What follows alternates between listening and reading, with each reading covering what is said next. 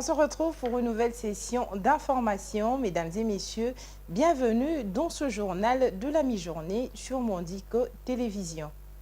La République démocratique du Congo a débuté sa participation à la conférence annuelle des Nations Unies sur les changements climatiques COP29 le mardi 12 novembre 2024. La première ministre a été officiellement accueillie par Ilham Aliyev, président de la République d'Azerbaïdjan, au stade olympique de Bakou où se tient l'événement. Elle a échangé avec des délégations congolaises présentes à cette rencontre mondiale, les incitant à faire entendre la voix de la République démocratique du Congo et à revendiquer une compensation financière équitable pour le crédit carbone. Suivez. Au deuxième jour de la COP29 à Bakou, la première ministre Judith Suminwa a rassemblé les Congolais autour des enjeux cruciaux auxquels le pays est confronté. Elle a lancé un message fort invitant tous les Congolais à revendiquer une juste compensation financière pour le crédit carbone. Mais ce qui est important dans ce type de rencontre ici, notamment la COP29, c'est de voir comment nous allons défendre au même titre que d'autres pays qui sont dans notre position, le fait qu'aujourd'hui, nous sommes ce potentiel que nous offrons au monde, comment nous défendons cette position et comment nous allons récupérer financièrement ce qui va nous permettre d'accélérer notre développement. Tossi Panou, ambassadeur climat de la RDC, a salué la participation du pays à ces assises, soulignant son rôle essentiel. La RDC se doit, de par son leadership diplomatique, de par sa présence au niveau du bassin du Congo, le pays qui détient 60% des forêts du bassin du Congo, la RDC qui a les plus grandes ressources hydriques en Afrique, la RDC qui a des minerais stratégiques et qui est un véritable pays solution à ce problème du changement climatique devait venir ici. Et donc, l'opportunité pour le pays, c'est expliquer que nous sommes un pays qui a beaucoup de défis. Des défis de développement, des défis sécuritaires avec les conflits que nous connaissons à l'est du pays. Et que le pays peut faire sa part. Mais pour cela, nous avons besoin d'un appui financier, un appui technique, un appui en renforcement de capacités. Le professeur Isaac Kalonda, point focal du Fonds vert pour le climat, a également exprimé l'urgence de l'engagement des pays pollueurs. Les enjeux d'abord pour la COP 29, c'est qu'on doit arriver à des engagements précis de la part des pays en développement, pays développés plutôt, pour déterminer les financements qui doivent être dirigés aux pays en développement, qui polluent moins, mais qui subissent trop les effets du changement climatique. Eh bien, il y avait depuis un engagement pour que les pays développés puissent disponibiliser 100 milliards de dollars par an pour les pays en développement, mais cet objectif n'a jamais été atteint concrètement. Mais on doit encore aller au-delà. On s'attend, l'un des enjeux majeurs de cette COP, c'est d'arriver à un accord à travers les négociations pour qu'on puisse fixer les montants qui devraient être versés aux pays en développement qui polluent moins, un montant plus élevé. La première ministre Judith Suminwa a été accompagnée d'Ef Bazaïba et de Bestine Kazadi, respectivement ministre de l'Environnement et ministre délégué aux Affaires étrangères, en charge de la coopération internationale et de la francophonie. Cet événement mondial vise à stimuler l'action internationale pour limiter le changement climatique et à engager la transition énergétique selon les Nations Unies. Avec ses vastes réserves d'eau douce, ses forêts tropicales humides et ses tourbières, la République démocratique du Congo s'est présente comme un pays clé dans la préservation du climat et la transition énergétique grâce à ses ressources minérales stratégiques. Et initialement prévue pour ce mercredi 13 novembre 2024, la clôture des États généraux de la justice en RDC a été reportée de 72 heures pour permettre aux participants de se consacrer aux ateliers des réflexions sur les propositions finales. Cette décision a été annoncée le mardi par Constant Moutamba, ministre d'État en charge de la justice, après le dernier panel. Suivez. Initialement prévue pour ce mercredi 13 novembre 2024, la clôture des États généraux de la justice en République démocratique du Congo a été reportée des 72 heures pour permettre aux participants de se consacrer aux ateliers de réflexion sur les propositions finales. Cette décision a été annoncée le mardi par Constant Mutamba, ministre d'État en charge de la justice et garde des Sceaux, après le dernier panel. Dans son discours, Constant Mutamba a souligné l'importance de l'inclusivité de ces assises en comparaison avec les travaux de 2015 qui avaient été limités aux élites. La justice est transversale et nous avons voulu faire participer tout le monde à tous les niveaux, ce qui a donné de la vitalité à ces travaux. C'est ça aussi la beauté de la démocratie pour ressortir le problème qui dérange notre justice, a-t-il déclaré. Il a ajouté que le président de la République Félix Tshisekedi s'est dit satisfait du format inclusif de ces travaux visant à identifier et résoudre le défi majeur de la justice congolaise. Les ateliers de réflexion qui se dérouleront au centre financier de Kinshasa et au fleuve Congo Hotel dureront 48 à 72 heures. La cérémonie de clôture se tiendra finalement au Palais du Peuple. Les États généraux de la justice organisés cette année sous le thème « Pourquoi la justice congolaise est-elle qualifiée de malade? Quelle thérapie face à cette maladie ?» ont pour objectif de diagnostiquer les dysfonctionnements du système judiciaire en République démocratique du Congo et de proposer des solutions concrètes pour réformer et renforcer l'appareil judiciaire.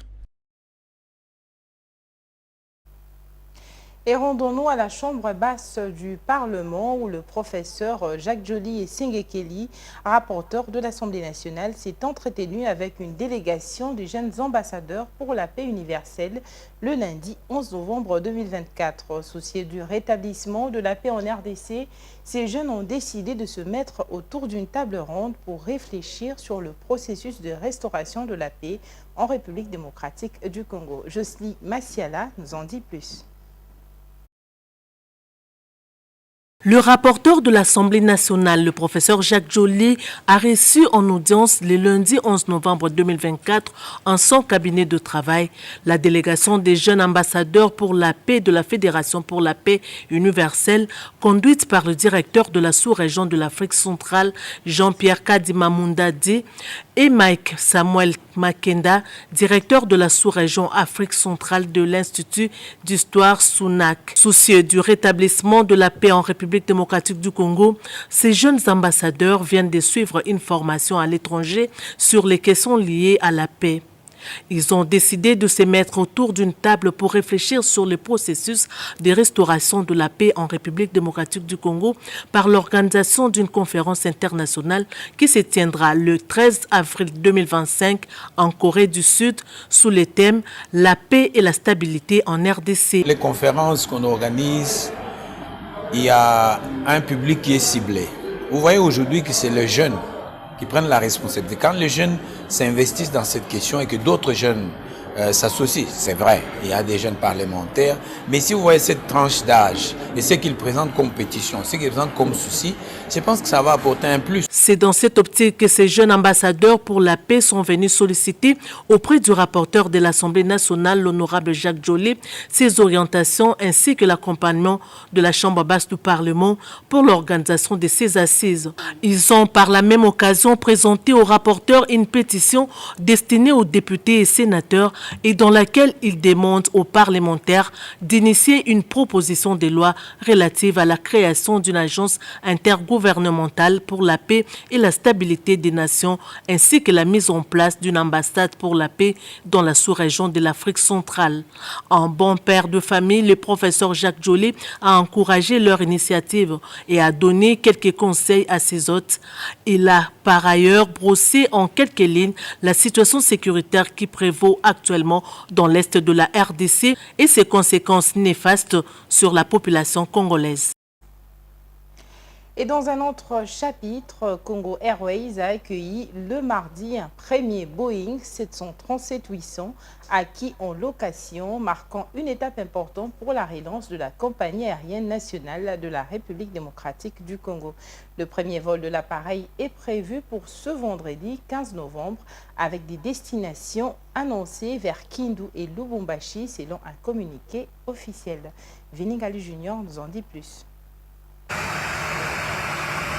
La compagnie aérienne nationale de la République démocratique du Congo, Congo Airways, a fait l'acquisition d'un nouvel avion de type Boeing 737. L'appareil d'une capacité de 174 passagers avec 12 sièges en classe affaires est arrivé le mardi soir à Kinshasa en provenance de la ville croate de Rijeka. Selon une source proche de la direction commerciale de Congo Airways, cet aéronef n'est pas encore aux couleurs de la compagnie. Il opérera en leasing dans le cadre d'un partenariat avec la société lituanienne ClassJet qui avait déjà collaboré avec Congo Airways jusqu'à la fin de l'année dernière. Cette nouvelle acquisition montre les efforts de Congo Airways pour se doter d'un outil de transport aérien plus performant et adapté à ses ambitions de développement. Les Boeing 737, réputé pour sa fiabilité et son confort, devraient permettre à la compagnie nationale d'améliorer la qualité de ses services et d'étendre son réseau. Ces partenariats avec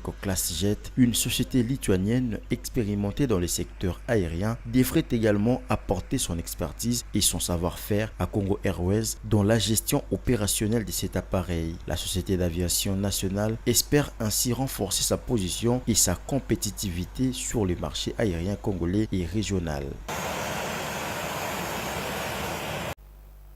Et de son côté, le chef d'état-major général des FARDC, le général d'armée Christian Chiwewe Songesha, a présidé le mardi 12 novembre 2024 une parade mixte FARDC-PNC au camp-major Vangu de Lubumbashi, chef-lieu de la province du Haut-Katanga au sud-est de la RDC.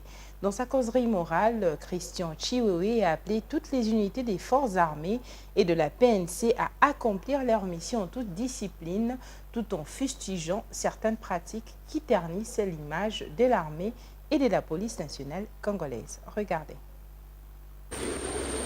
En mission d'inspection dans la province du Haut-Katanga au sud-est de la République démocratique du Congo, le chef d'état-major général des forces armées de la RDC s'est fait le devoir de s'adresser aux différentes unités de l'armée et de la police nationale congolaise au camp militaire Major Vangu. Dans sa communication, le général d'armée Christian Chiwewe Songesha a axé son message autour de la mission dévolue aux militaires et aux policiers.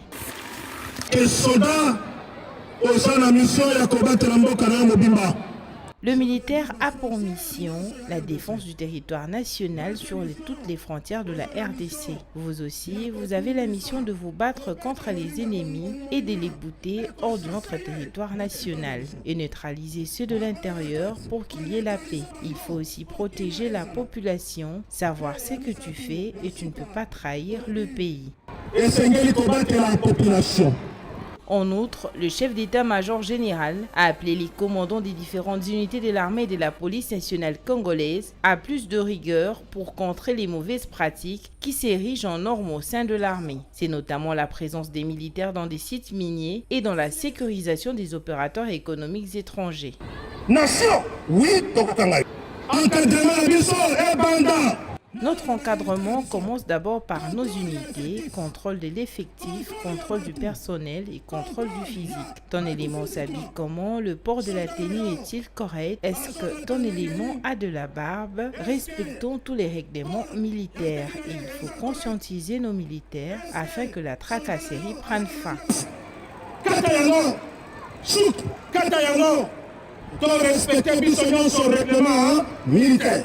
Le général d'armée Christian Chiwewe Songesha a confirmé la paye incessamment des militaires qui ne reçoivent pas leur solde depuis un temps suite à quelques problèmes administratifs. C'est par un défilé au cours duquel toutes les unités de l'armée et de la police nationale congolaise ont pris part que cette causerie morale a pris fin.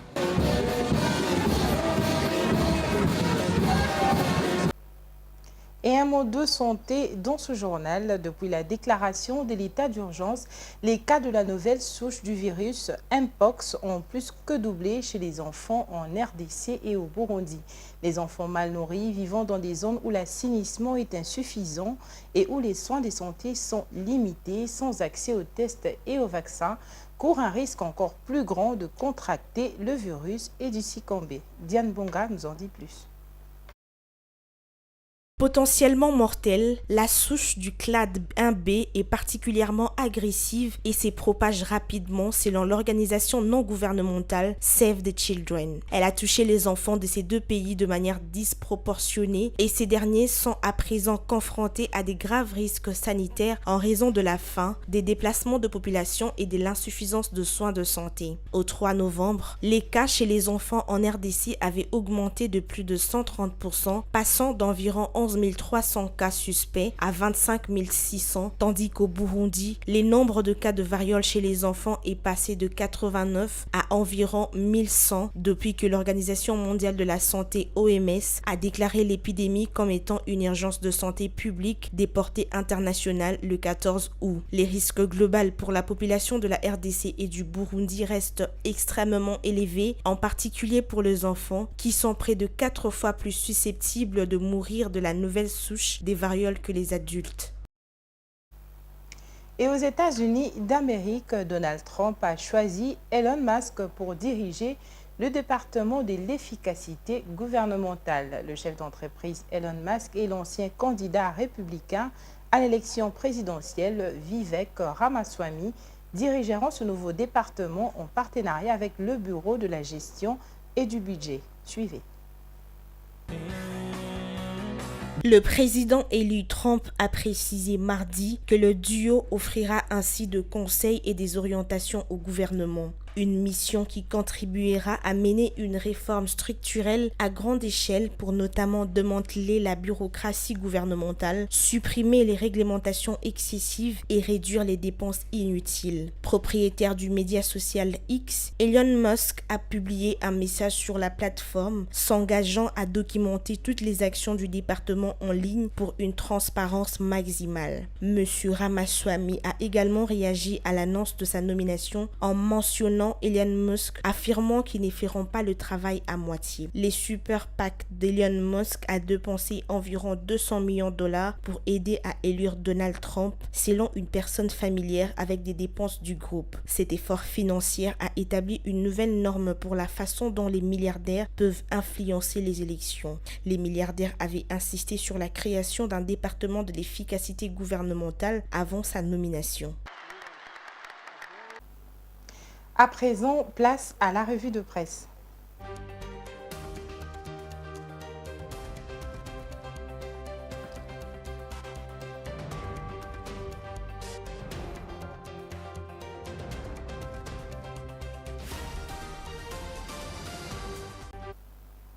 La revue de presse, c'est avec Diane Bonga. Bonjour Diane. Bonjour Bijoumona.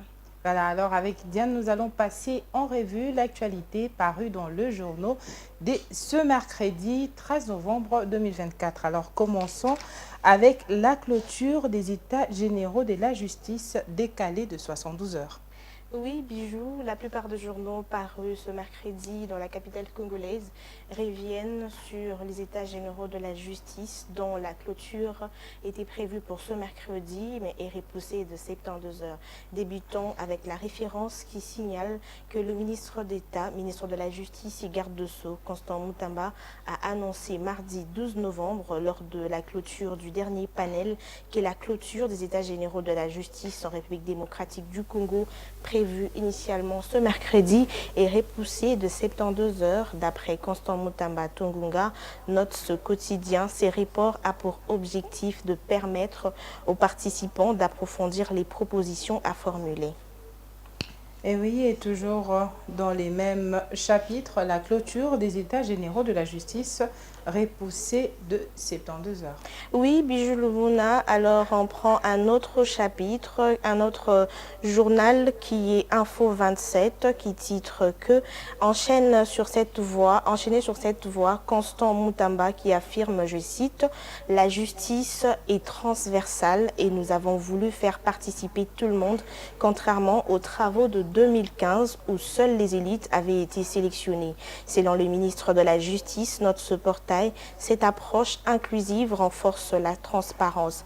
Dans les colonnes de ce quotidien, Constant Moutamba a révélé que le président Félix Tshisekedi, satisfait de ces formats, encourage cette réflexion collective pour exposer les problèmes de la justice congolaise. Selon Info 27, le ministre de la Justice a appelé les participants à s'engager pleinement dans les ateliers de réflexion qui se tiendront au Fleuve Congo Hotel et au Palais du Peuple où se déroulera également la cérémonie de clôture.